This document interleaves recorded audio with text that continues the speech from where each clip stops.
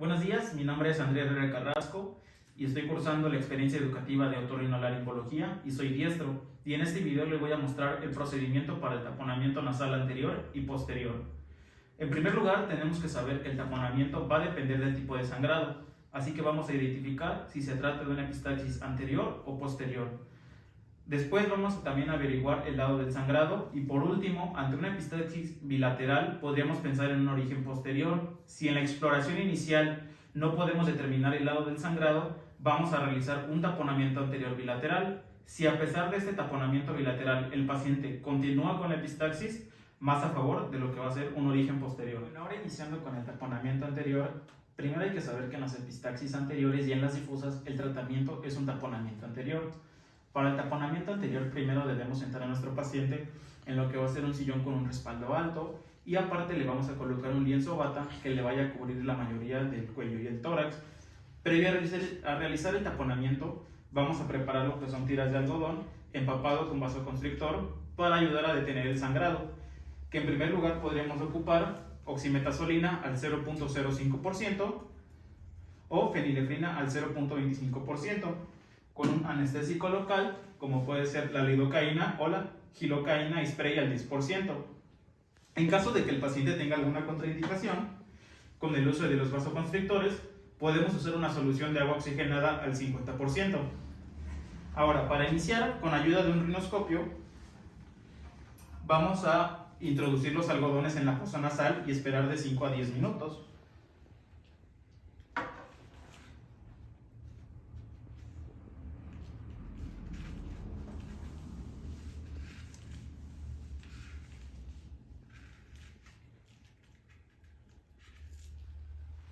Esto lo hacemos con el fin de no provocar algún dolor o incomodidad al paciente al momento de que vayamos a hacer el taponamiento.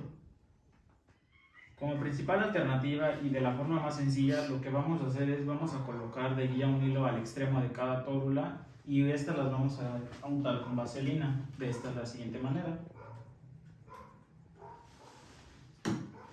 Posteriormente vamos a abrir la fosa nasal con ayuda de un espéculo y vamos a introducir una tórula con pinza bayoneta hasta lo que va a ser el fondo de la fosa nasal de la siguiente manera.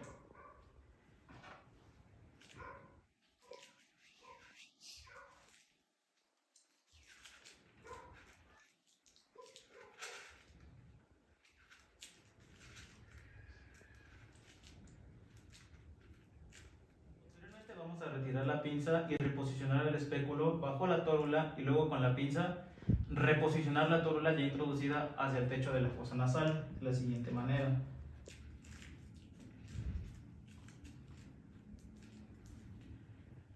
Y vamos a repetir el procedimiento hasta lograr un adecuado taponamiento nasal.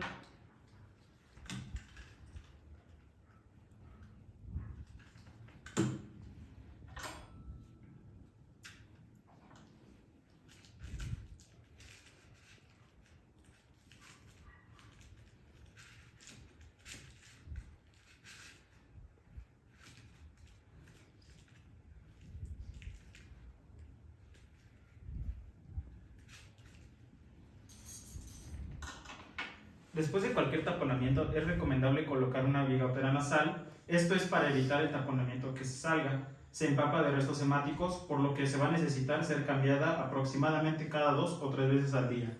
Una gasa doblada la colocamos fuera de las fosas nasales y se fija el dorso nasal con un esparadrapo o bien una mejilla. Y la vamos a colocar de la siguiente manera. Vamos a sostener las guías y vamos a colocar lo que es la bigotera.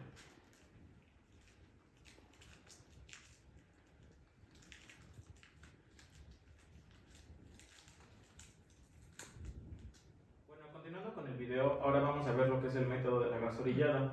Este método se va a realizar utilizando una gasa orillada de borde de 5 por 2 centímetros ya previamente impregnada en la pomada antibiótica que podría ser rinovanedil. Ayudándonos de lo que va a ser un rinoscopio y un espéculo nasal y una pinza bayoneta, se va a introducir la gasa por la parte posterior de la fosa nasal, de abajo arriba y de atrás hacia adelante, formando capas horizontales, lo más apretada posible, llenando la fosa nasal entera. Esto se va a hacer de la siguiente manera.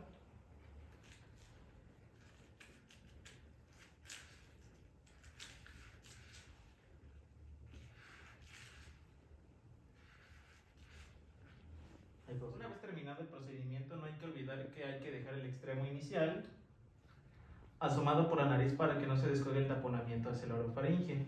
Y ya por último, tenemos que colocar un algodón en el vestíbulo nasal y esparadrapo para fijarlo al ala nasal y así evitar la salida del material.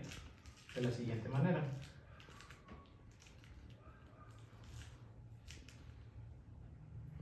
Bueno, y para finalizar lo que es los taponamientos anteriores, se debe prescribir analgésicos como la administración de paracetamol y durante la permanencia del taponamiento hay que realizar lo que va a ser una cobertura antibiótica. La retirada del taponamiento se va a realizar en 48 horas, excepto en los pacientes en los que la epistaxis reaparece al retirar el taponamiento previo o los que estén en tratamiento con anticoagulantes o tengan una coagulopatía. En estos casos el taponamiento se mantiene durante 4 a 7 días. Bueno, ahora iniciando con lo que es el taponamiento nasal posterior, tenemos que el taponamiento posterior lo indicamos cuando la hemorragia es de origen posterior o bien si es grave y ya fracasado el taponamiento anterior y siempre va combinado con un taponamiento anterior.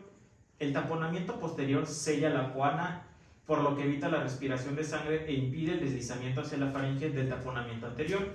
Es un taponamiento un poco más agresivo que se va a realizar generalmente en un medio hospitalario por requerir anestesia o incluso la sedación. Se puede realizar un taponamiento nasal posterior con una sonda urinaria tipo Foley, con taponamientos posteriores específicos con 1 o 2 balones o un taponamiento clásico con gasas. Bueno, una de las alternativas que vamos a ocupar para lo que va a ser el taponamiento posterior, el primero de ellos va a ser el hemotaponamiento.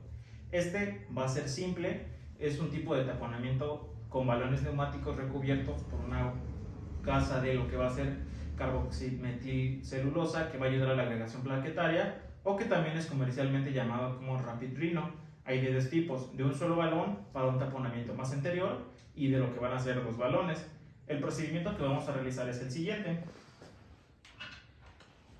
Se va a mantener una sonda destilada durante 30 segundos, nunca en suero salino ni en pomadas, debido a que podemos inhibir o debilitar sus cualidades hemostásicas. Con ayuda de un espéculo vamos a abrir la fosa nasal e introducir en la coana sin que quede fuera, de la siguiente manera.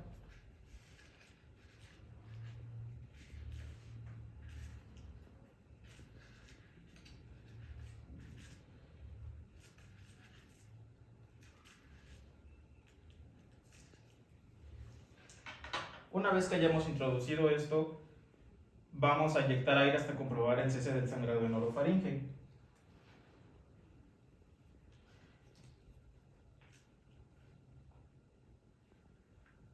Es importante mencionar que tenemos que tener en cuenta que la diferenciación del balón que vamos a inflar va a ser esta cejilla con una raya verde que corresponde a la parte posterior. Como otra alternativa vamos a encontrar el procedimiento que es nombrado bibalonada, que esta va a ser la empleada en la actualidad y se tiene que tener una previa anestesia de la fosa nasal. El procedimiento es el siguiente. La sonda se introduce por el suelo de la fosa nasal sangrante de la siguiente manera.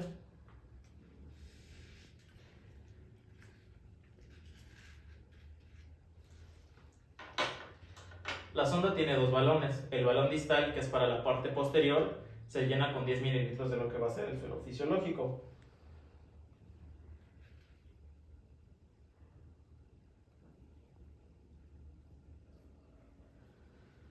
Y se realiza una ligera tracción de manera que impacte en el cabo. Posteriormente, el balón proximal, que es la parte anterior, se va a llenar con 30 mililitros de suero fisiológico, de manera que la fosa nasal se ocluya lo suficiente como para cohibir la hemorragia.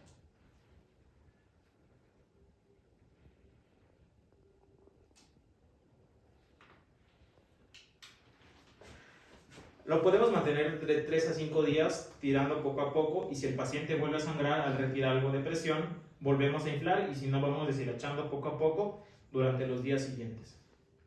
Una de las técnicas clásicas del taponamiento posterior es el taponamiento de gasa posterior. Este se va a colocar formando una torunda con una gasa rodeada y anudada con un hilo de seda de número 1, dejando los dos extremos sueltos.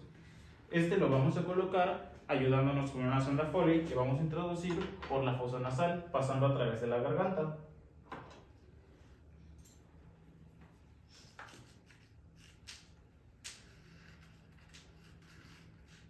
Una vez que hayamos pasado la sonda de Foley a través de la fosa nasal, pasando a través de la garganta, la buscamos sacarla por la boca y cuando la tengamos, a este extremo oral se anuda uno de los cabos, que es lo que van a rodear la torunda, y se procede a traccionar por el extremo de la nasal de la sonda.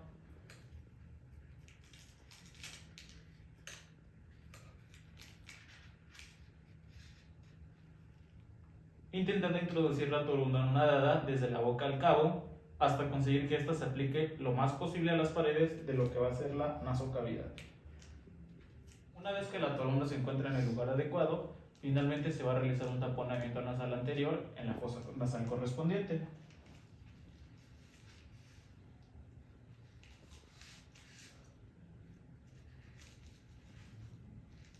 Y ya por último debemos pegar esos hilos para que la gasa no caiga hacia la cavidad posterior. Este procedimiento lo realizaremos como anteriormente lo habíamos hecho con lo que va a ser una bigotera.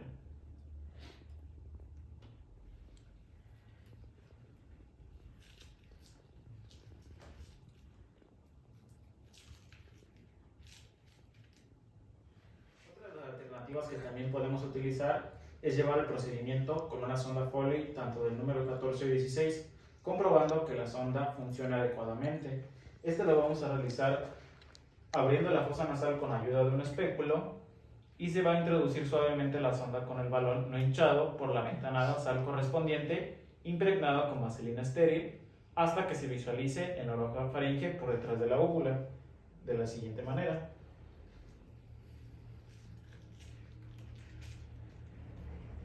Posteriormente se van a introducir unos 10 mililitros de aire en el balón.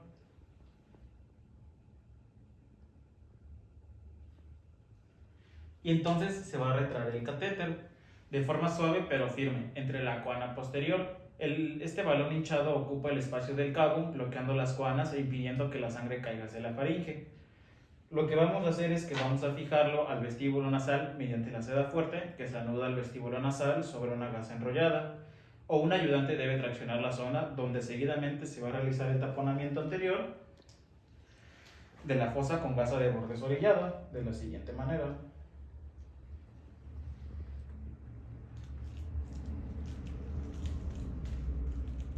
Ahí está. Vamos a fijar la sonda por último al vestíbulo nasal mientras se mantiene traccionada, asegurándonos de que no se presione la ana nasal con la sonda, ya que puede generar la necrosis de esta de la siguiente manera.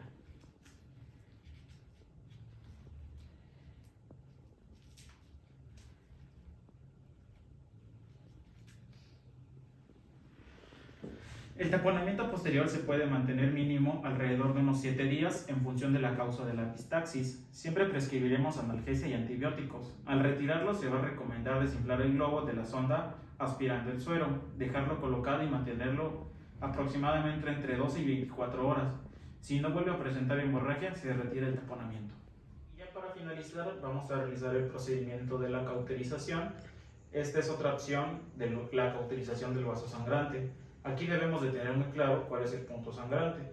Este procedimiento se va a realizar con unas barras de nitrato de plata, pudiendo ser argenpal. Debemos estas de mantenerlas alrededor de 30 segundos y dejar que la costra se caiga de forma sola o por sí misma. De la siguiente manera, con ayuda del espéculo vamos a hacer la apertura de la fosa nasal y vamos a introducir las barritas de nitrato de la siguiente manera.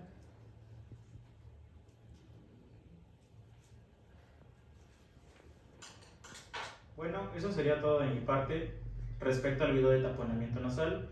Espero haber cumplido con los requerimientos de la tabla de cotejo y sin más que decir, gracias por ver el video.